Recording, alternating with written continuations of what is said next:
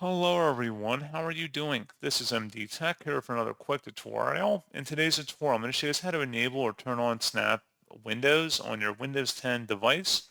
So whether it's a Windows laptop, tablet, or desktop computer, in today's tutorial, I'm going to show you guys how to do it. And without further ado, let's go ahead and jump straight into it. So all you have to do is open up the search menu, and you want to type in settings. Best result, come back with settings. Go ahead and open that up.